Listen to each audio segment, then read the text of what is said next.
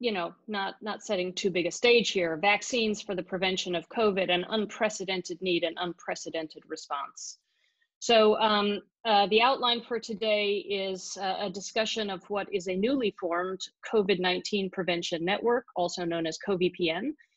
There are 3 vaccines in the pipeline right now, so I'm going to discuss them in order: Moderna, AstraZeneca, and Janssen. So starting with the COVPN. So COVPN is part of a bigger underarching process called Operation Warp Speed. Wouldn't have been the name I'd give it, but anyway, Operation Warp Speed is a partnership of the Department of Health and Human Services, the components of which are CDC, FDA, NIH, BARDA, and the DoD. And the goal of Operation Warp Speed is to deliver 300 million doses of a safe and effective vaccine for COVID-19 by early 2021. So, just a small objective there. But this is part of a broader strategy to accelerate the development, manufacturing, and distribution of COVID-19 vaccines, therapeutics, and diagnostics. So all of these together. So countermeasures, as they're called. So specific to vaccines, the timeline has been March 30th. Health and Human Services announced $456 million in funding for Johnson & Johnson's candidate vaccine, which is Janssen, I'm told. April 16th, $483 million in support of Moderna's candidate vaccine.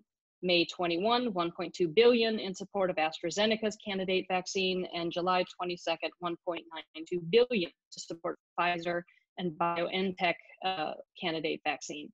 So these are huge partnerships between the federal government and big pharma. And a list down here at the bottom is a website where you can see all of the ongoing countermeasures, again, therapeutics and diagnostics included. So what is the COVPN? So the COVID Prevention Network is the functional unit of Operation Warp Speed formed by the NIH and NIAID to respond to the global pandemic. It's a new clinical trial network born of the merger of 4 existing NIAID-funded clinical trial networks. You know them well, the HIV Vaccine Trial Network, Prevention Trial Network, and the AIDS Clinical Trials Group, all HIV clinical trial networks, and then the Infectious Diseases Clinical Research Consortium. So all of these networks have been repurposed for the purpose of COVID clinical trial, vaccine trials. And the mission then of the COVPN is to conduct phase 3 efficacy trials for COVID vaccines and monoclonal antibodies. At present today, I'm just going to be talking about the vaccines. And the website for this COVPN network is at the bottom. So the challenge for the vaccine development: no vaccines have been approved for the prevention of COVID-19. There are currently more than 137 candidate vaccines. I wrote the slide a few days ago. There are probably more now.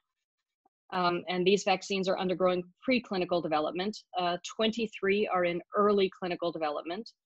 And an ideal vaccine would be effective after 1 to 2 vaccinations, would protect target populations, and those are older adults and those with comorbidities, would confer durable protection greater than or equal to 6 months, and would reduce onward transmission of virus to contacts. So what's the strategy? So shown on the left is the coronavirus structure with its associated proteins. The spike protein, which mediates receptor binding and cell entry, has been the focus of all current vaccine efforts and is blown up here with its receptor binding domain, trimeric receptor binding domain illustrated with the receptor binding domain shown in purple here.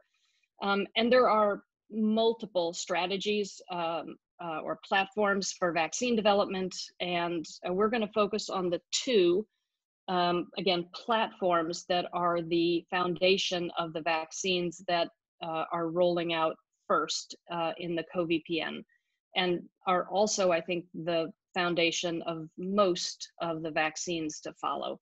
And those are RNA vaccines and vectored vaccines. And this is the typical time frame that vaccines would follow. Phase 1, 2, 3, and then large scale production, administration, immunity. And the goal is to compress this time frame to a shorter time frame rather than a longer time frame. So for those who are perhaps not familiar, this is the typical clinical phase of development for a vaccine to be developed and approved by the FDA. Phase 1, 2, and 3. Phase 1 involves the study of healthy volunteers, 20 to 100, to determine if the vaccine is safe. Does it seem to work? Are there serious side effects? Phase 2, several hundred volunteers. What are the most common side effects, short-term side effects? And how are the volunteers' immune systems responding? And then finally, phase 3, hundreds or thousands of volunteers. How do people who get the vaccine and people who do not get the vaccine compare? Is it safe? Is it effective? And then finally, licensure. All of the studies that are going into clinical trials right now are phase 3 trials. So the primary objectives of all of the COVPN clinical trials are, is the study vaccine safe to give to people? And can the study vaccine reduce the severity and frequency of COVID-19 illness? And this is just a typical sort of outreach effort, sort of to delineate all of the studies are looking for the same populations, adults and people who are more likely to be exposed to COVID-19. So you'll hear more about that later. So the first study is the Moderna vaccine, and the title of the study is the Cove Study. Dr. Steve Spector is taking the lead on this study, and it has launched nationally, but not yet locally. So the Moderna vaccine is using an mRNA template for the spike protein of the coronavirus, and this template will be directly injected, directly injected into muscle cells. This mRNA is then translated to spike protein, and ideally anti-spike antibodies are formed. So this mRNA template, known as mRNA 1273 vaccine, has been tested in non-human primates and published. The reference is at the bottom. So this is a lipid encapsulated modified mRNA expressing a pre-fusion stabilized SARS-CoV-2 spike protein. And in this study, 24 rhesus macaques were vaccinated IM at weeks 0 and 4. And I should say all of the Moderna studies are a dual vaccine approach. 8 macaques got 10 micrograms, 8 received 100 micrograms, and 8 received control, followed by again, week 0, week 4, followed by a week 8 challenge with SARS-CoV-2. So this is a busy slide, but just focus on first over here. This is antibody, so anti-spike antibody at week 4 after the second vaccination. And what you can see, find a way there, is that there is a dose response a bit of anti-spike antibody compared to convalescent plasma here. There were 42 convalescent phase specimens. So you can see a significant difference between control and then the lower dose, higher dose, and then here convalescent recovered individuals and their level of anti-spike antibody. And then over here is neutralizing antibody responses. Again, the same thing, a rather dose-dependent response compared to convalescent antibody responses. And what the text over here, the conclusion, the 100 microgram response was the preferred dose with anti-spike antibody levels that were 5 times higher and neutralizing titer that were 15 times higher compared to convalescent phase specimens. So that is the dose that they preferred going forward. So this is now a phase 1 trial, interim analysis also published. So phase 1 dose escalation, again, 3 doses, 25, 100, and 250, open label. This is 45 healthy adults aged 18 to 55. They were not screened for SARS antibody or PCR at screening. Again, 2 vaccinations, 28 days apart, 15 people in each cohort, 25, 100, and 250. So go to the right. So these are symptoms, and really just focus on after the first vaccination, after the second vaccination. Blue is more, mild is gray, moderate is blue, and severe is yellow. And so what you can see is symptoms, kind of the whole range of them: myalgias, fever, chills, fatigue, arthralgias. So the symptom doesn't matter as much. Really what we're trying to convey is that the symptoms were probably worse at the higher dose. So for every one of the symptoms, pick headache. Symptoms were less at the lower dose, higher at the higher dose. And for all of them, the symptoms appeared worse after the second vaccination than after the first. So that's summarized in text over on the left. After the first vaccination, 33% had symptoms. After the second vaccination, at lower dose, first vaccination, lowest dose, 33%, 67% at the 100 microgram, 53% at the highest dose. All were graded as mild or moderate. After the second vaccination, the percentage of individuals increased, 54, 100, and 100. And notably, at the highest dose after the second vaccination, 21% were graded as having greater than or equal to 1 that was severe. Note, severe is not serious. So again, there were no serious adverse events, despite the fact that some of these were severe. So again, for people not used to grading adverse events, you can have a severe, meaning white blood cell count that is low, but the patient is not seriously ill. So there were noted to be no adverse event patterns that were of concern.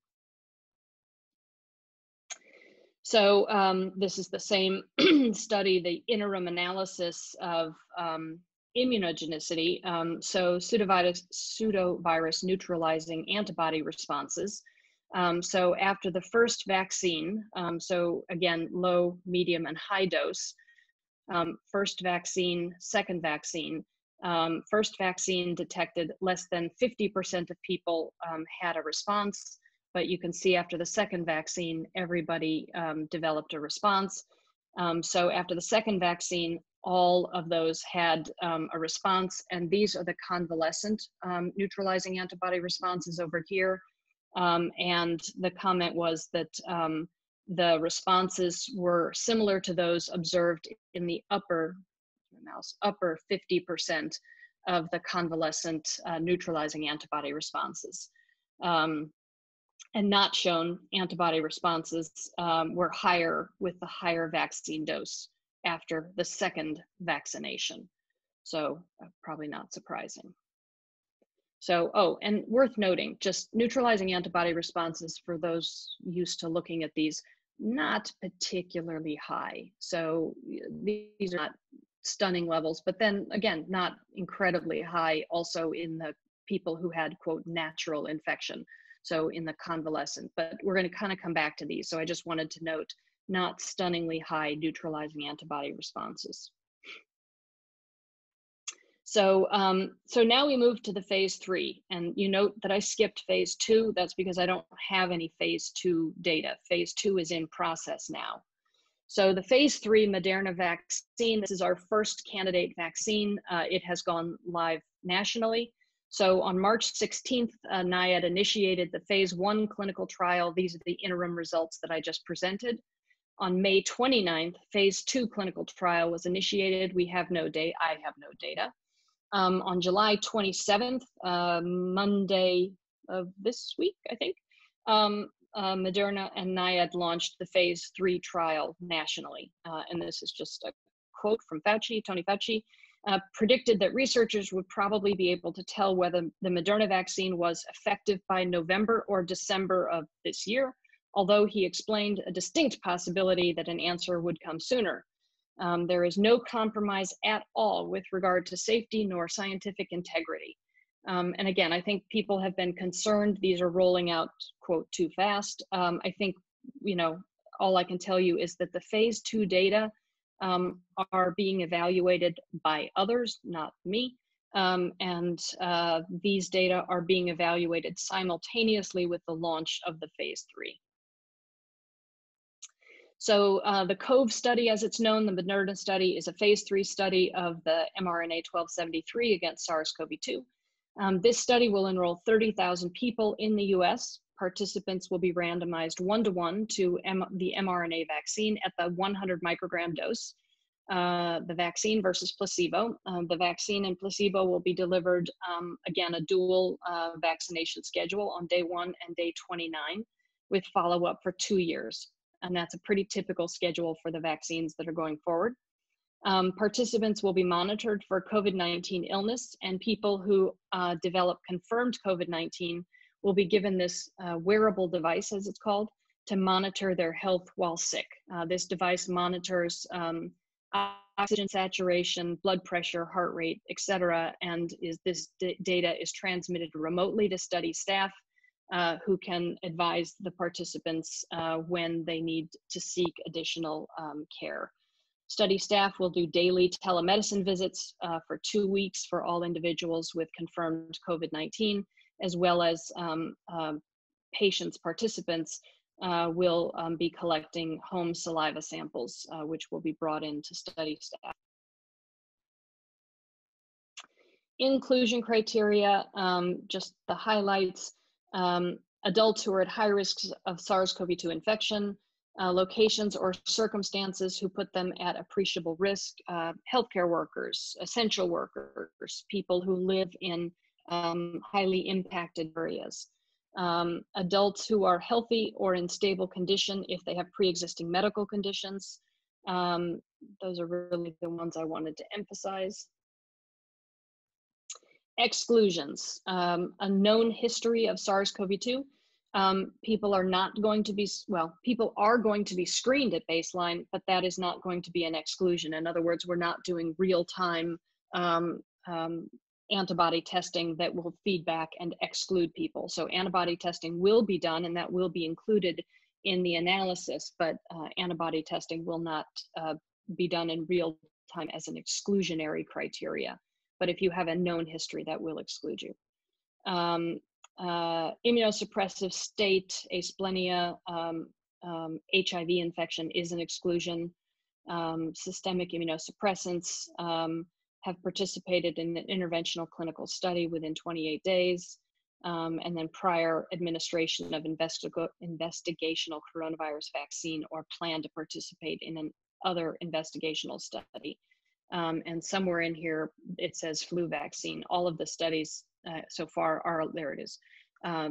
Flu vaccine is allowed. Exclusionary window for seasonal flu is plus or minus 14 days around study dosing.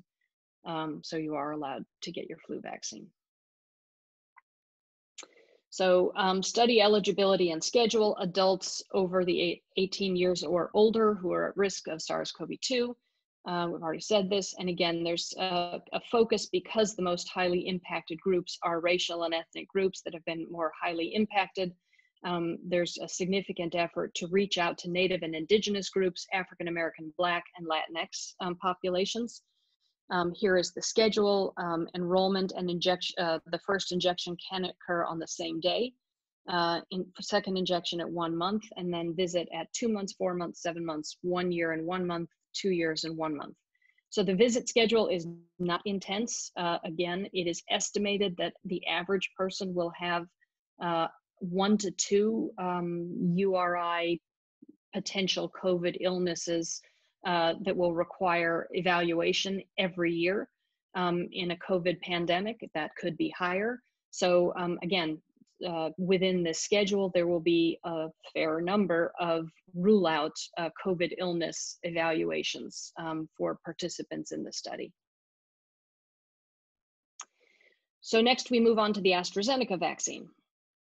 So again, this study has development first in the rhesus macaque model with first the development of the vaccine around the MERS coronavirus. So Middle East Respiratory Syndrome coronavirus, otherwise known as MERS, was first detected in 2012. And between 2012 and 19 had a case fatality rate, or has around 34.5%. So for obvious reasons, there was an effort to develop a vaccine. So investigators at the University of Oxford were working on a vaccine before SARS coronavirus appeared. And this group at the University of Oxford were working on this vaccine construct, a replication deficient simian adenovirus vaccine vector, otherwise known as ChAdOx1, chimpanzee adenovirus Oxford 1, encoding a full-length MERS coronavirus spike protein. Again, ChAdOx1 MERS. So this is the vaccine construct that was in development or being evaluated in a non-human primate model long before SARS coronavirus, SARS-CoV-2 came around. So again, this study was just published a couple of weeks ago. And this is the non-human primate data for the ChAdOx MERS vaccine. So 3 groups of 6 rhesus macaques were vaccinated with the ChAdOx MERS vaccine via a prime boost, a prime only, and then a control, which was a ChAdOx green fluorescent protein control. And then following vaccine, either, again, one of these options, the animals were all challenged with what is the first isolate of MERS from a person infected with MERS. They were challenged with this isolate on day 0. The animals were all euthanized on day 6 post-challenge, and tissues were analyzed for viral RNA, mRNA, or infectious virus. Complicated slide. So this is the experimental timeline, and the legend is over here. So VM, this is prime boost with vaccine and MERS. So this is the vaccine with ChAdOx MERS. Control down here is vaccine with GCP, which is the control. So vaccine MERS, vaccine control. And then way over here is vaccine MERS prime. So this group has the prime boost and only a prime. This is the control. E is exam, C is challenge. So 28 days apart, there's a vaccine. Only one vaccine, 28 days apart, a control. Exam, challenge is on day 0, and then 6 days later, necropsy. So really the point, in the interest of time, you can go back and read the paper, but in the interest of time, I'm really going to focus on MERS-specific anti-spike antibodies down on day 0. Really the focus here is that anti-MERS anti-spike antibody, how about that, were higher, significantly higher in the prime boost, which is in red, than in the prime only. And again, control is down here. So the prime boost looked better in terms of the anti-spike responses than in the prime only. And same with the neutralizing antibody against the MERS-CoV-2, or sorry, it's habit MERS coronavirus. And again, prime boost responses, neutralizing antibody responses were better than the prime only responses. And of note, all, in this case, 11 of 12 animals had a neutralizing antibody response. So this is the only animal down here that did not have an antibody response. Again, of note, antibody responses were not huge, not robust, but they were present. So again, only one animal did not have an antibody response. Again, busy slide. These are virus replication in the respiratory tract. These are all necropsy samples. So 6 days post-infection, animals were euthanized. So again, prime is blue, prime boost is red, green is control. So up here, a prime only in blue, no evidence of infectious virus. I'm not showing you that data. And limited viral mRNA. This is mRNA in lung tissue, upper and lower. So upper up here, lower lung over here. And what you can see is that there is limited viral replication, limited mRNA in the lungs, in the prime compared to the control. So lots of mRNA in the control animals compared to the prime, which is in blue, and nothing in the prime boost. In the prime boost, mRNA was completely absent, upper and lower airways. Down here, viral load as measured by UPE, which is a genetic a gene that is being amplified for viral load. The viral load was higher in the lower respiratory tract over here, lower respiratory tract, higher for control, greater than prime boost. So you do see a couple of dots for prime boost, but control was the quote worst, prime next, then prime boost.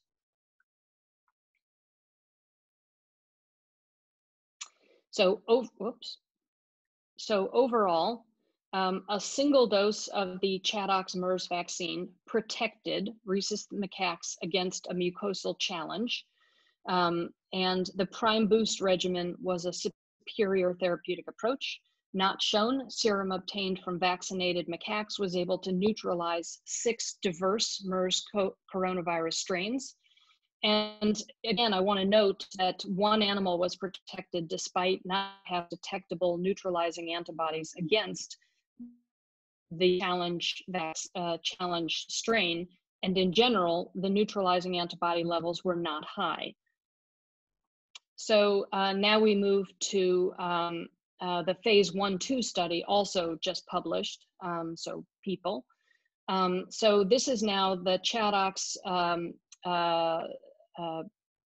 SARS vaccine. So now using a replication deficient simian adenovirus vector, so the same vector, encoding a full-length spike protein of SARS-CoV-2. So this is a randomized trial, 1-to-1 of ChAdOx coronavirus 19. Now this is called AZD122. So in the phase 3 study, the Oxford group has partnered with AstraZeneca. So that's the confusion here. So in the paper, this is ChAdOx coronavirus 19. So ChAdOx coronavirus 19 versus meningococcal vaccine as the control. So in this phase 1/2 study, 1,077 participants were studied. Healthy adults age 18 to 55. A single dose was given. And sorry, it's not the same as the proposed study. I didn't correct that.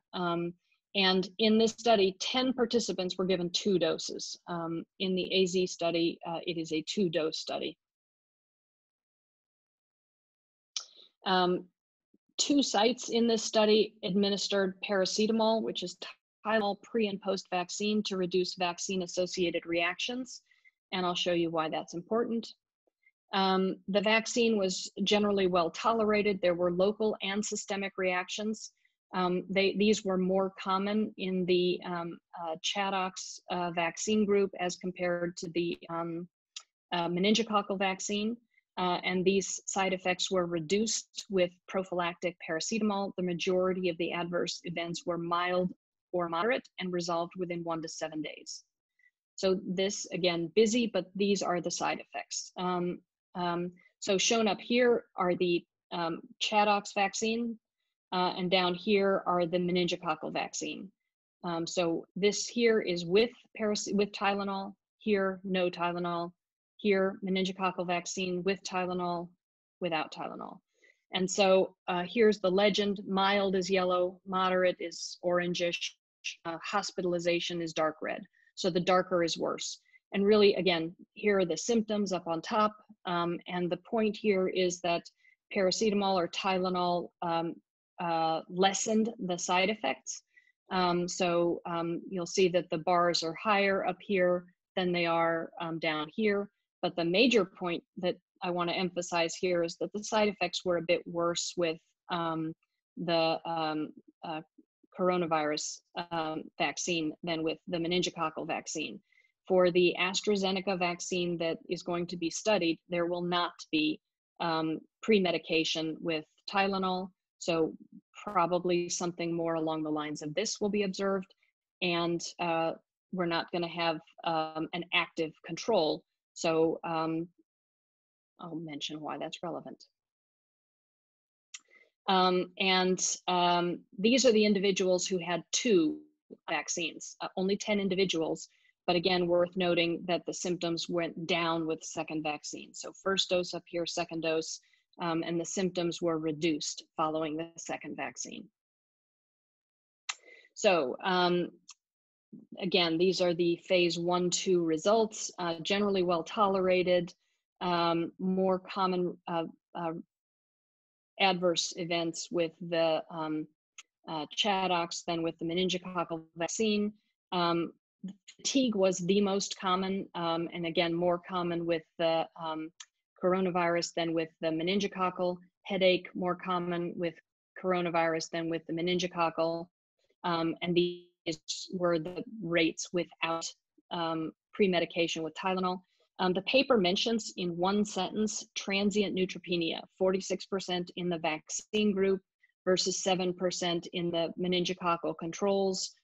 That's it. There's no other mention of the degree of neutropenia. I just wanted to mention that. Reactogenicity, sort of the degree of immunogenicity causing these systemic reactions was reduced after the second dose, but the reason I mention it is there is a great degree of concern that this will lead to essentially functional unblinding of the phase 3 study. So no pre-medication with Tylenol is going to be given. We won't have an active control. So essentially this vaccine compared to saline control and a significant level of systemic and local reactions may essentially lead to a functional unblinding of the phase 3 study. No serious adverse events were related to the Chadox coronavirus vaccine in this phase 1-2 study. However, there was one serious adverse event in the meningococcal group, a new diagnosis of hemolytic anemia that was unexpected and thought to be related to the vaccine 9 days post-vaccination.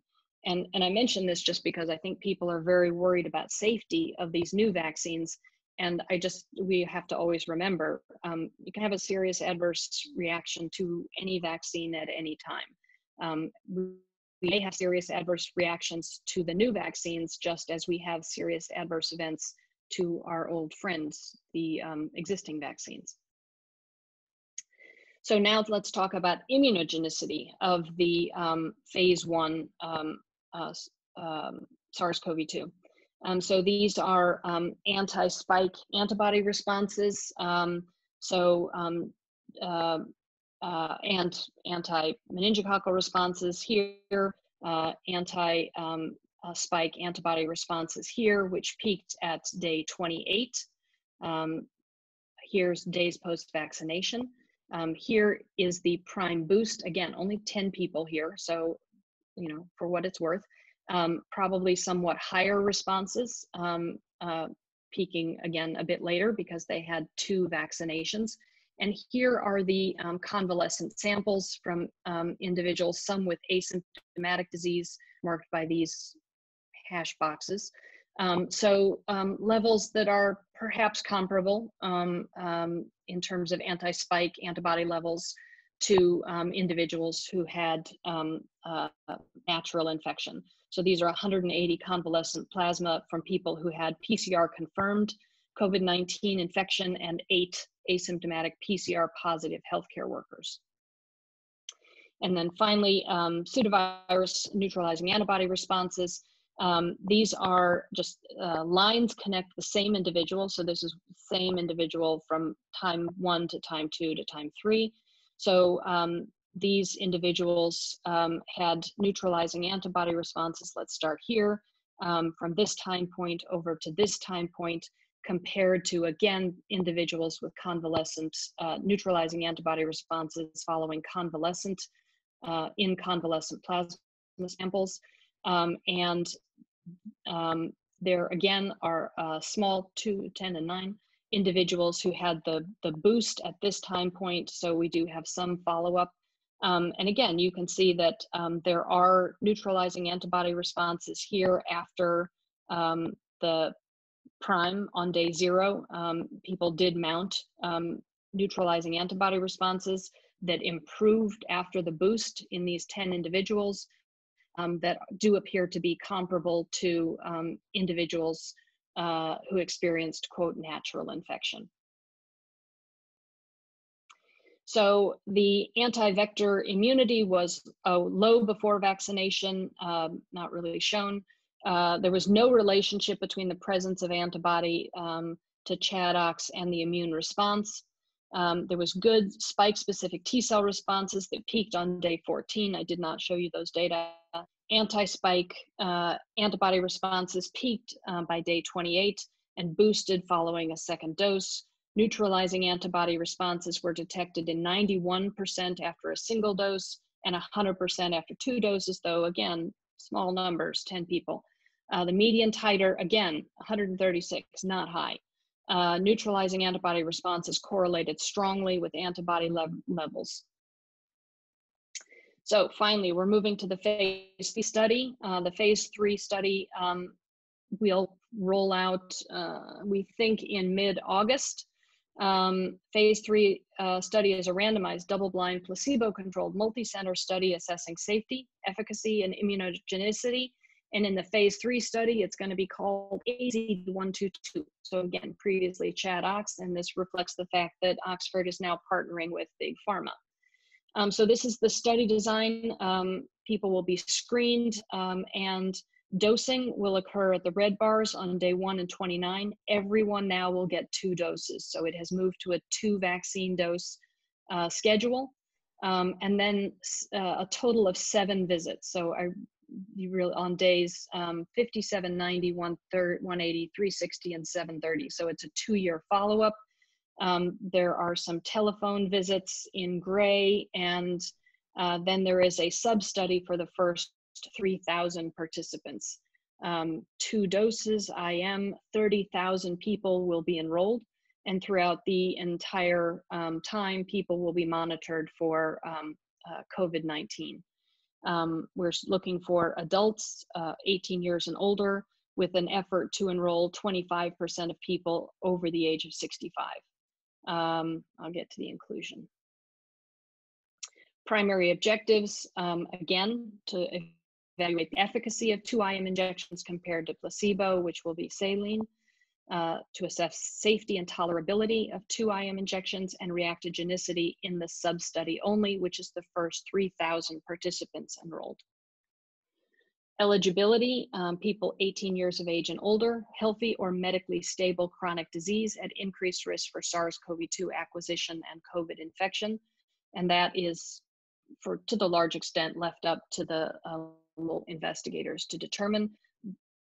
Exclusion, history of laboratory confirmed SARS-CoV-2 infection. Same as with the Moderna study, screening will be done, but screening will consist of looking for signs of active SARS-CoV-2 infection on the day and day before screening, so active fever, cough, etc., which will be exclusionary, but antibody testing will be done, but will not be done in real time, so will not be exclusionary on the day of study.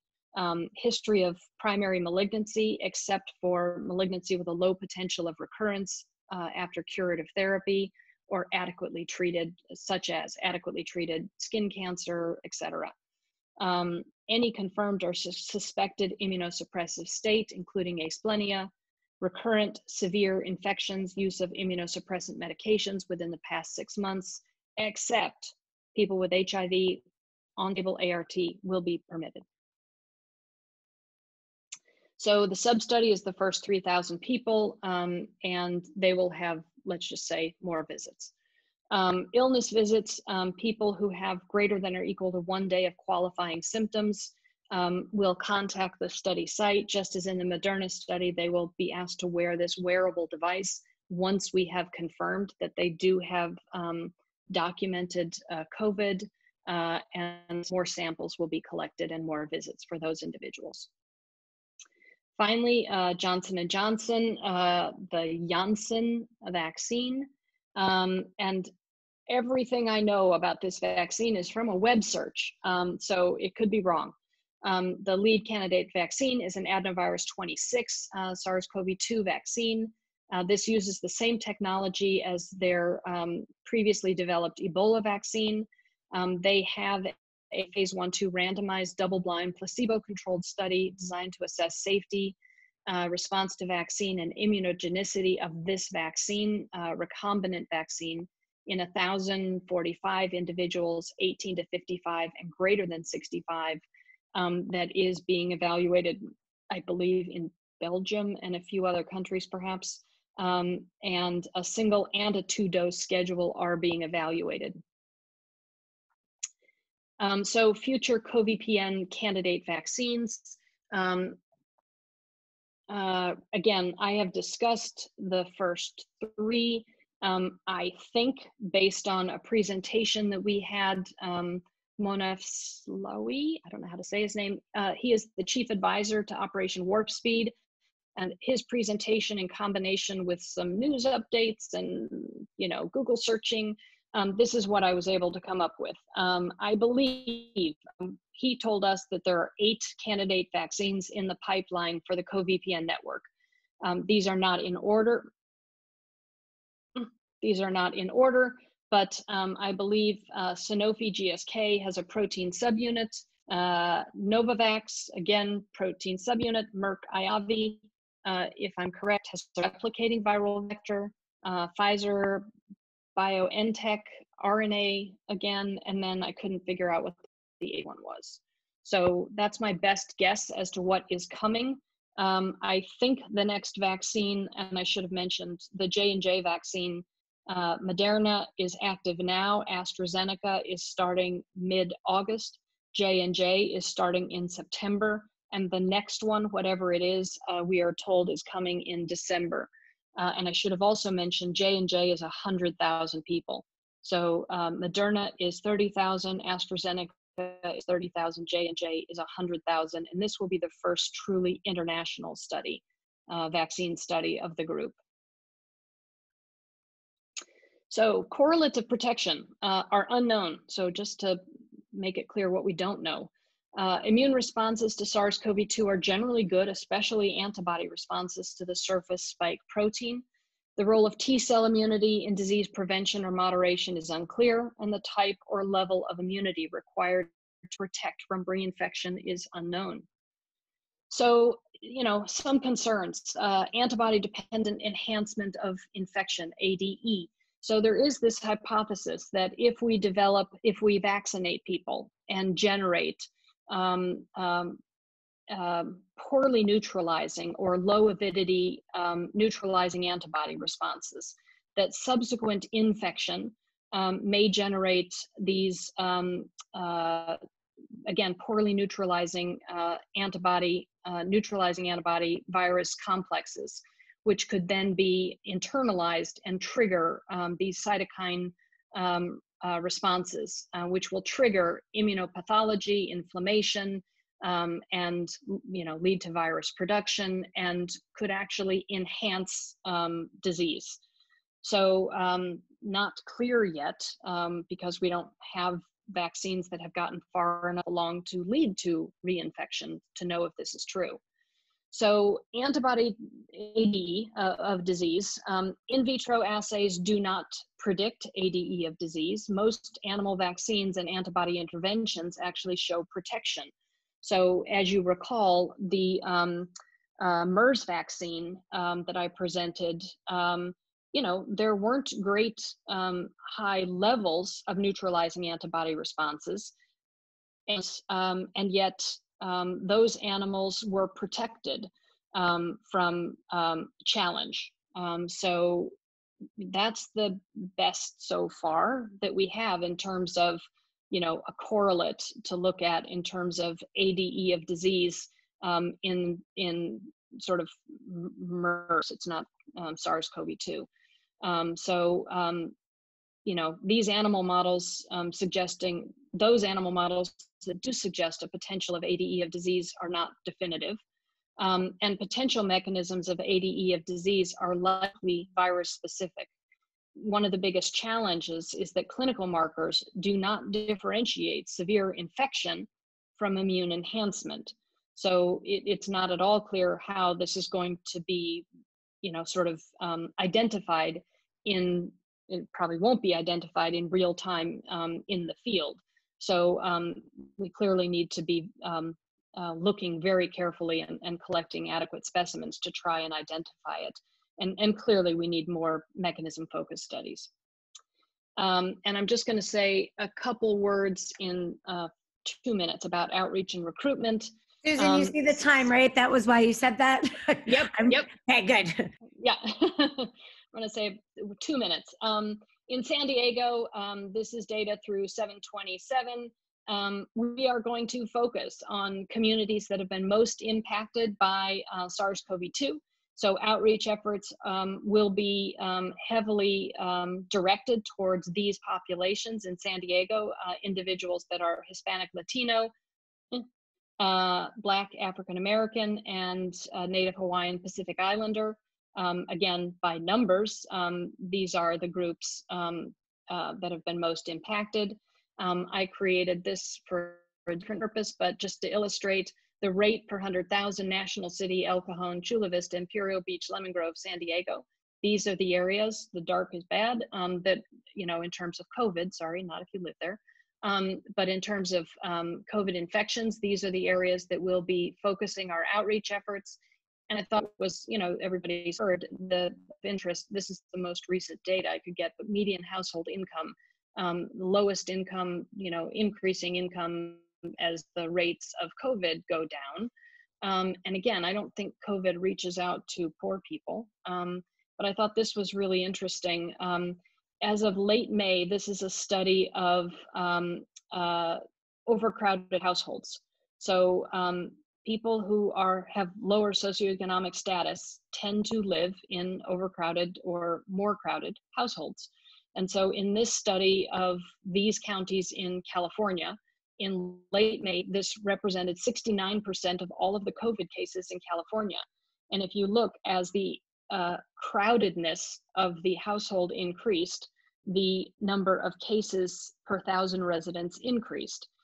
And so, I think it should be fairly obvious. These individuals don't have the privilege of isolating themselves and avoiding COVID infection. So this is the website that asks, the national website, the COVID Prevention Network. So anybody that's interested in any study can sign up, volunteer now. There's a registry that will track people by zip code, and we local PIs can access the national registry and pull people based on their local zip code. And this is what this is participants as of 7/27, 195,000 people had signed up on the national registry. And we're not quite a dark red spot, but anyway, I'm going to end there and take questions. Susan, thank you. There were a couple of questions I can answer, but I can sort of pass them along to you, Susan. The first question was, will we be enrolling patients at UCSD in the Moderna or Oxford AstraZeneca study? Go ahead, Susan. Yeah. So Dr. Steve Spector is leading the Moderna study, and yes, he will be enrolling people at UCSD. I believe, I don't know if Steve is on, but I believe, I'm trying to put my calendar, I think the Moderna study is going to be opening probably around the week of August 10th. The AstraZeneca study I will be leading, and best guess it will also open the week of August 17th or 24th, guess. And the Janssen study I will also be leading, and it will open sometime in September. There's some private questions about healthcare workers enrolling, and I think that's a really hot topic. Susan, can you speak to what that would look like for both of the studies or all of the studies? Healthcare workers are, healthcare workers at low risk are not encouraged. So, until today, I would consider myself a low risk healthcare worker. I sit at home and work on a computer. So I'm a low risk healthcare worker.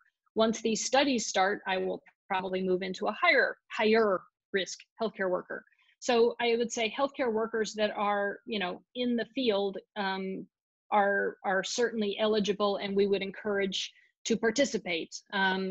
Lower risk healthcare workers, like sitting behind a desk, isolated at home, would not be considered higher risk. They're not excluded, but they're not in our priority populations. Thanks, Susan. Okay, so here is a bigger question. How will participants be counseled RE exposure risk behaviors? Is there a partial unblinding due to differential side effects? How might that affect risk behaviors? Yeah. I think that's a huge concern. I think there will be obviously a large effort to advise people. We have no idea if these vaccines work. So my advice would be, let's assume they don't. And so we will counsel people to please presume that the vaccine doesn't work and take all precautions that you would have assuming that the vaccine didn't work, because I think there will be, at least on the AstraZeneca, a functional unblinding. And so similarly, people who got placebo effect, some people will get side effects on the placebo arm and may presume that they got vaccine. So both ways, I think we could have problems. So I think it's just like in the early days of the PrEP study, we did see people who got treatment for PrEP and then modified their risk behaviors because they thought they were protected. I think here we have to counsel people not to modify their social interactions with people because they feel that they could be protected. Few more. I'm gonna try to, there's one very good question around HIV that I want to be our last question because I think it's come up, but just a couple more before we get there. Sarah Brown asked, the people recruited who are most at risk won't be able to access an active vaccine for 2 years during the study. Should one be approved, ? And I think that answer is no, but I'll let you, if they're enrolled in the study and another vaccine is approved, will they be able to access that vaccine? I believe that's the question. Okay, so first of all, anybody on any study can leave at any time. So you're not, I think if an active vaccine became available and, you chose to leave this study, one of these studies, to go receive active vaccine, that would be up to you. But number two, I should have mentioned that the NIAID is making a commitment that, and in writing, it should be now on the FAQs for the national site, that should an effective vaccine become available, the communities that volunteer, especially the high burden, most impacted communities of color, will be prioritized in distribution of the available effective vaccine. And number two, on the actual trials like AstraZeneca, if the Data Safety and Monitoring Board were to interrupt the study because it were effective, we should be so lucky, they will take available vaccine and redistribute it to the placebo recipients pending the licensure of the vaccine. So while we're waiting, the placebo recipients would get the vaccine. Thanks, Susan. I think you somewhat answered this, but I think this is a great question from Nettie, and it's an ethical question. Should doctors sign up to show faith in the vaccine and the research process? Or, since most of us are actually in low-risk communities, should we not take study spots from people who would benefit more? What do you think about that? I think it's a good question. I can say personally, I thought it was a little odd. They're excluding study staff from participating, so you unfortunately won't see me on it. And there's been some pushback from that because a lot of study staff are saying, why can't we show our faith in the vaccine process? But we can't. You know, I think that's a personal decision. And so I think in general, yeah, I think that's really a personal decision, because I think, you know, in general, if you really feel like you're a very low risk, I would probably say no. If you feel that your participation is what is necessary to make a huge difference for your community, that may be enough for you to decide that that means something and you should do it. But I think there will be a lot of community leaders who will be stepping up. We've actually heard from a couple of big name community leaders who have decided they are in riskier groups, meaning they're older, and they will be stepping up and taking the vaccine. So for right now, I don't think lower risk healthcare workers need to sort of necessarily consider that, because I think there will be some bigger name key opinion leaders in the community who themselves probably do qualify for other reasons, who will be stepping up. I would be remiss not to bring up the HIV exclusion for the Moderna study and not for the AstraZeneca study. Is that something you could talk about, Susan? And just everyone, Jeff Taylor posted in the chat the link to the change.org petition that you can sign up, but I'll let you, so there's that if people want to scroll through the chat, but any thoughts around that, Susan? Yeah, I mean, I think it's unfortunate because, I mean, as of right now, there's no increased risk of COVID among people living with HIV who are, you know, have stable medical care and on antiretroviral therapy. So I don't understand the exclusion.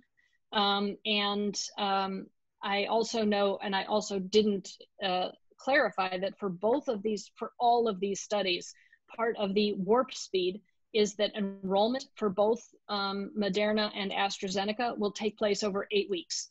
So Moderna started on Monday, enrollment will be done in 8 weeks. So we don't have a lot of opportunity to intervene with Moderna and, quote, change their minds. The study is going to take place at unbelievably fast speed. So it will be fully enrolled in 8 weeks. And AstraZeneca as well. Yeah, Steve's on. If I could just comment. Hey, Steve. Hey, Steve, take it away. If I can just comment, I agree with whoever asked that question. It makes absolutely no sense. I have personally brought it up to them on 3 different occasions, and they were not movable on this point. So I think part of it is just going as quickly as they are, and they just pushed a button that said that they were going to exclude them without giving it a great.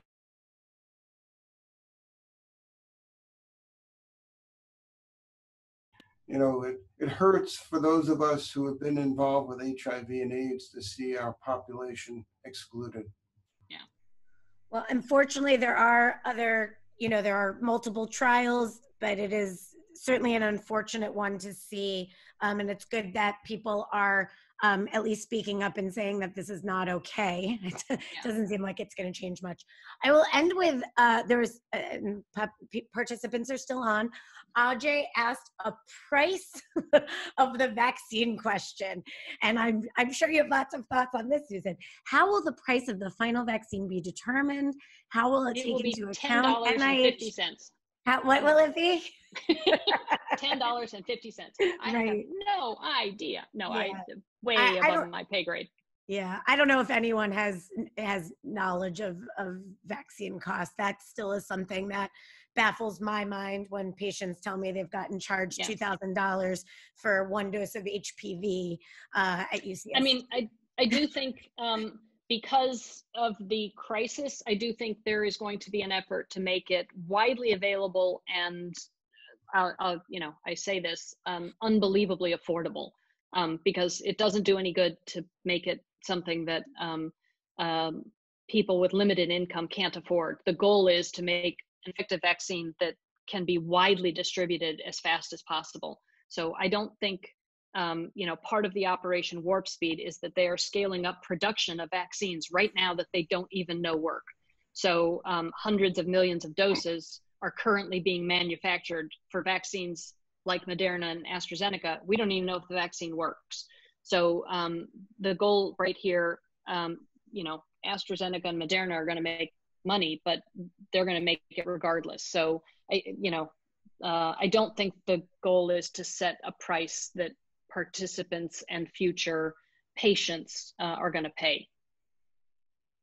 And one of the things that Susan and I have been very pressed on by community leaders is that access to any vaccine that is licensed be available to minorities and communities of color. And we've really pushed that to the COVID-19 Prevention Network, and they're on paper at least saying that they very strongly support it.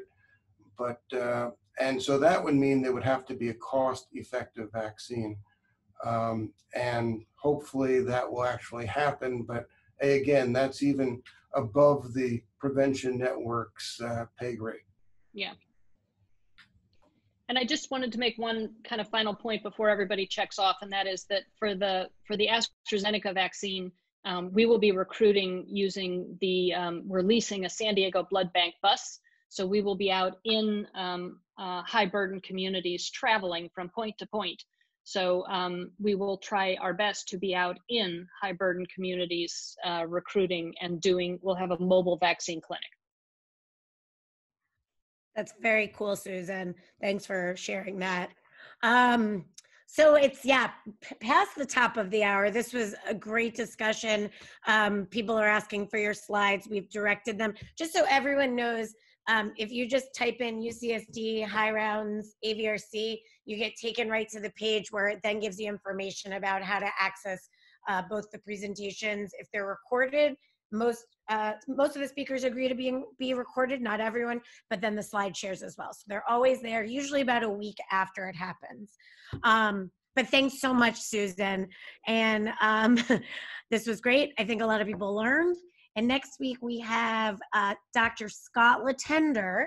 I'm not sure what he's talking about. We're pushing some neuro-COVID stuff, but it'll be dealer's choice for him. So thanks, everybody, and have a great day and weekend.